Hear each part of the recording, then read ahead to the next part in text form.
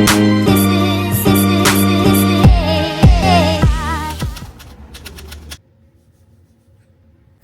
you can tell, right now I'm at the hospital. I'm in the washroom because I don't want to be flogging around people who are also at the hospital because they're sick and they want privacy, you know? They called me earlier while I was at work at like 8:30 and they asked me to come here at 9:30 so that I could do my blood work before my appointment. And then they also moved my appointment up to 11 instead of 12:30. It's 10:46. I already did my blood work, and it should be ready by the time I do my lumbar puncture for today. So what's gonna happen is I'll do my lumbar puncture and then they'll transfer me to the emergency so that emergency can take care of me over there, and then I'll get discharged from emergency. I'm kind of freaking out right now. I just don't want to be sick. So yeah, I think the worst part of it all is just like finding out that you're sick, and I just don't want to be sick. And yeah, so we're going to the ER tonight because I've been having my headaches still. Sorry, this is a little bit blurry and it's because I'm recording on my phone. I was already discharged from the ER and the nurses there, bitches tonight, honestly, such bitches tonight. But anyways, I was discharged because tomorrow at 10 a.m. I have a blood patch, and yeah, so they scheduled me for a blood patch for tomorrow because these headaches are being caused by a spinal fluid leak because of the lumbar puncture that I did last Friday.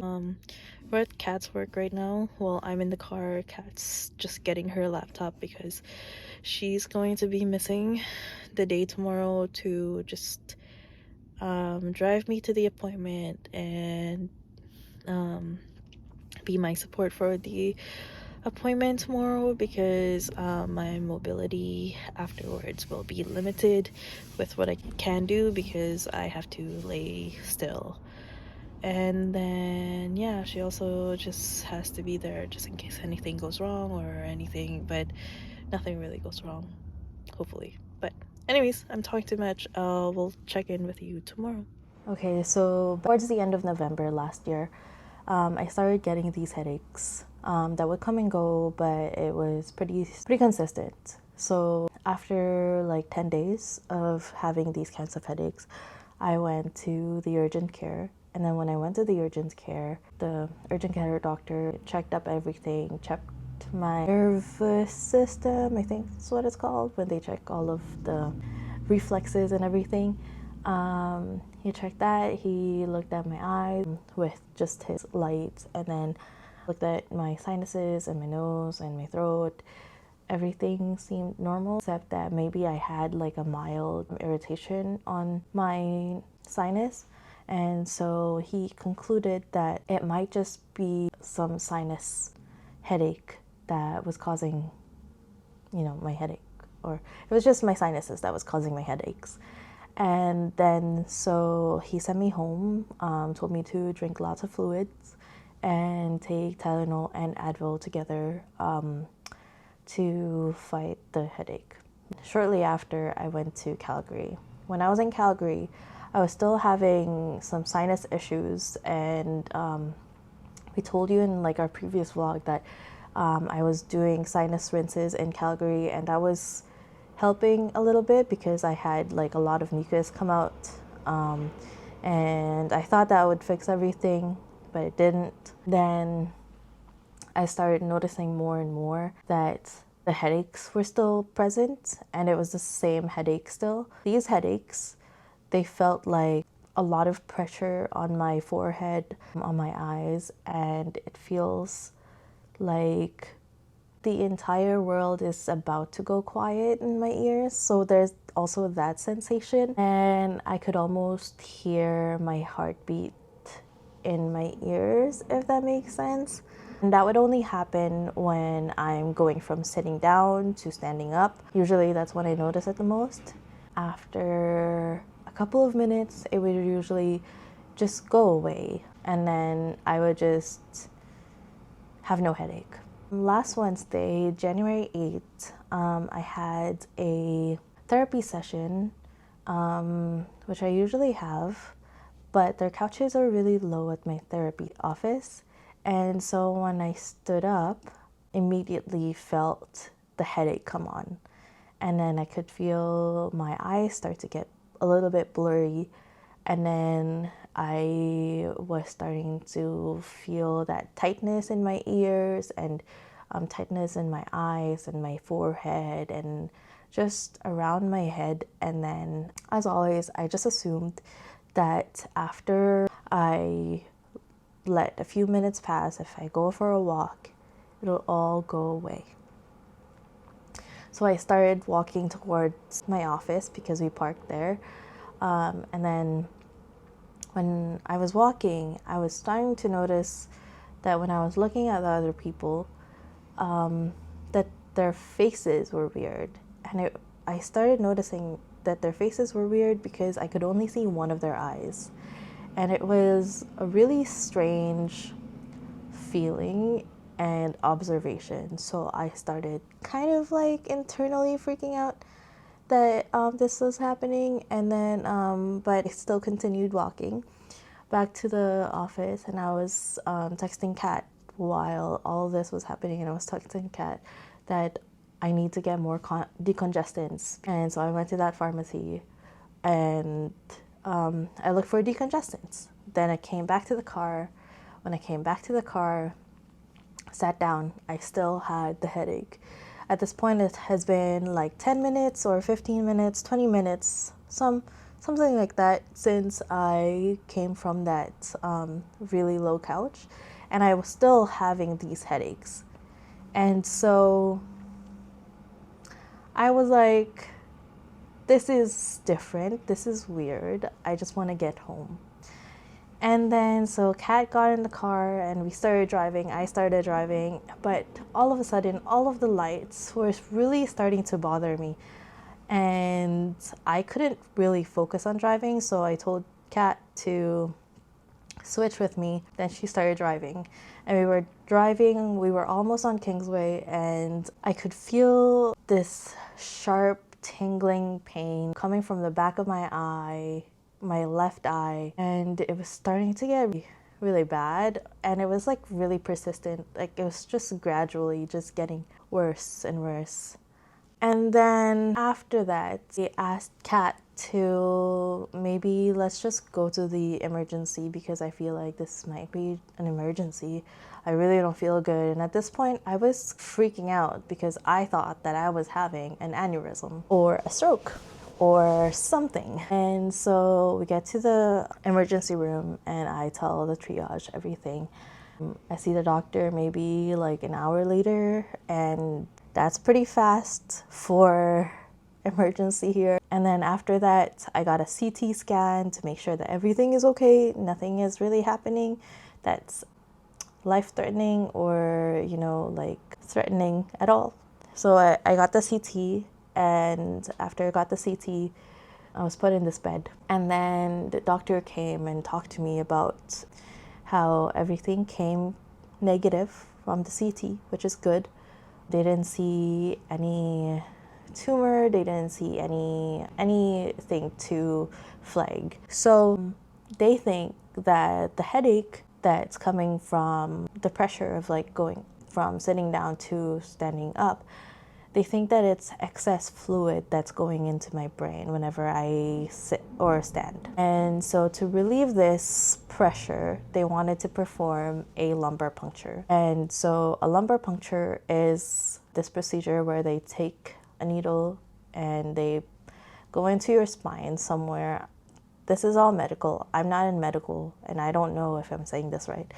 But to the best of my abilities, this is what I understood it to be. They go into your spine and they stick a needle into your spine. They collect fluid from somewhere in your spine, and then they relieve the pressure through that fluid, because that fluid is what causes the pressure, I think. I don't know. Anyways, they weren't successful because, I don't know, they said that it might just be unlucky that night, or I just have a different anatomy on my back that they just couldn't get to the bone exactly, and so I will need to do it under like guidance from a machine so that it's more accurate. So they'd asked me to come back within 24 hours to do this lumbar puncture, and I said, okay, cool, I don't really know what's going on. But during the time, they prescribed me with acetazolamide, which is a diuretic, and the main purpose of this medication is so that the pressure doesn't build up in my brain, or the pressure doesn't build up to cause this headache. And so I took that Wednesday evening when I got home. And then Thursday, while I was waiting for their call, I felt a lot better. I wasn't getting the positional headaches, or I didn't notice it. And then they called to schedule me the same day, and then they rescheduled to the next day. And then so on Friday, I went back to get my lumbar puncture, and that's when they were successful because they did it under CT. Well, the radiologist did it under CT. And in most cases, the lumbar puncture should relieve of the headaches because there would be less pressure because there's less fluid.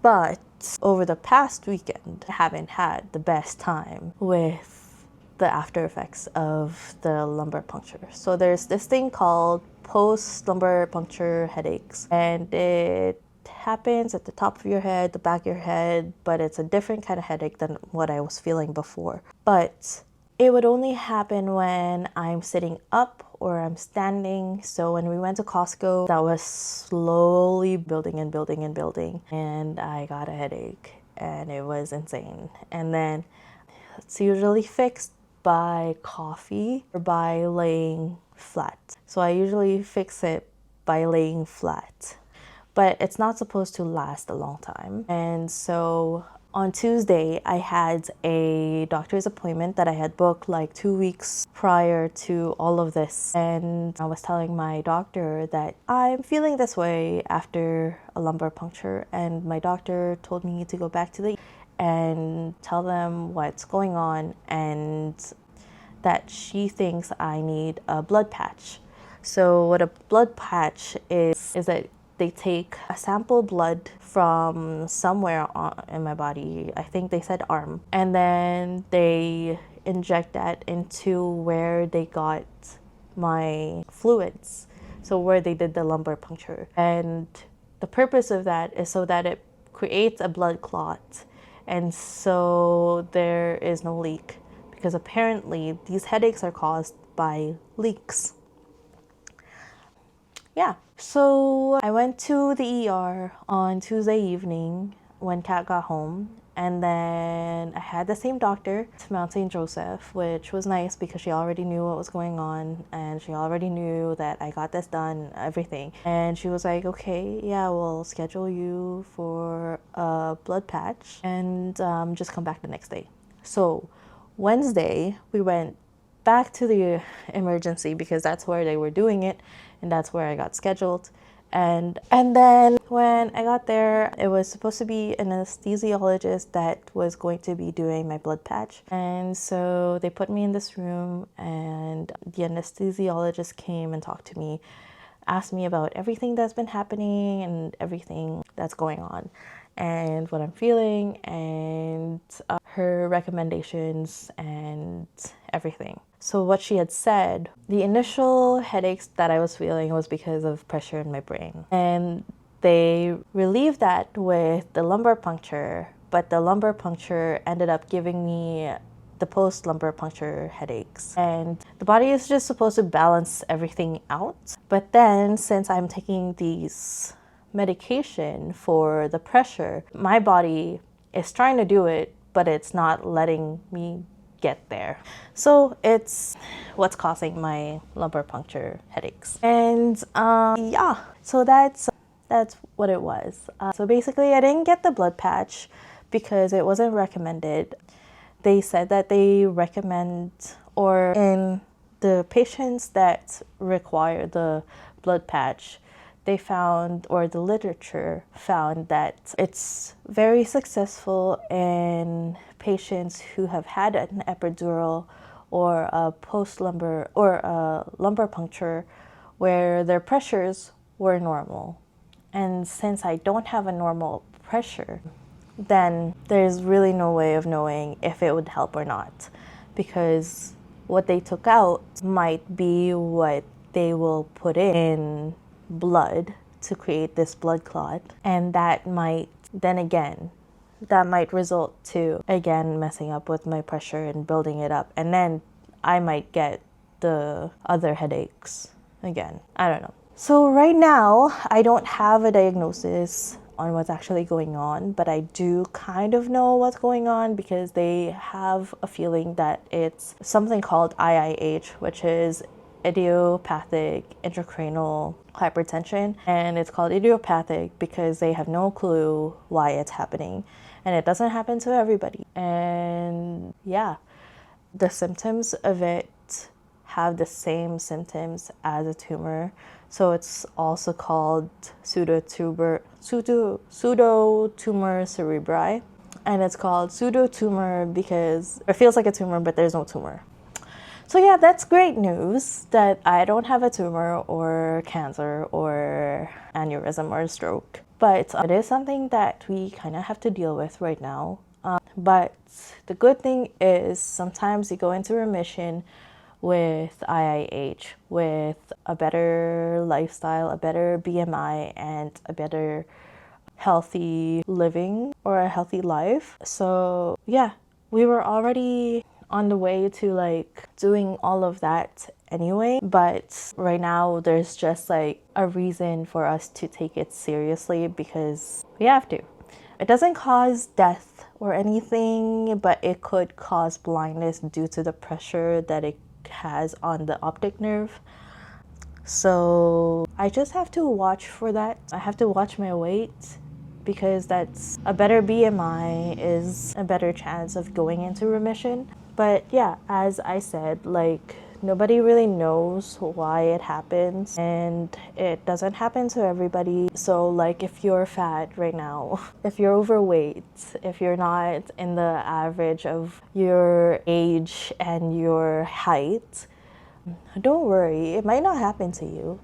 It just kind of happens sometimes. Nobody really knows why. I've read a lot about it, and some say that they think it's their birth control, but there's no actual facts that prove that. And also I've never been on birth control, so it doesn't really make sense. But yeah, so that's it. That's our news. Well, that's my news. And I'm sorry this is a really long video about everything that I've been going through. I guess it's also just for me to like remember that this is happening. But anyways, the follow-up is that I have to see a neurosurgeon. I have to see neurologist, neuro-ophthalmologist to check on my eyes, and then the neuro to diagnose me. And then yeah, so I've been referred to all of those, but it is taking some time for them to call, and that's okay.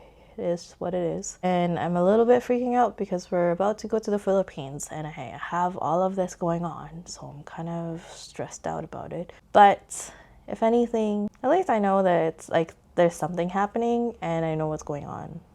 But yeah, that's all for this vlog. Thanks for watching. Yeah, sorry this is so boring.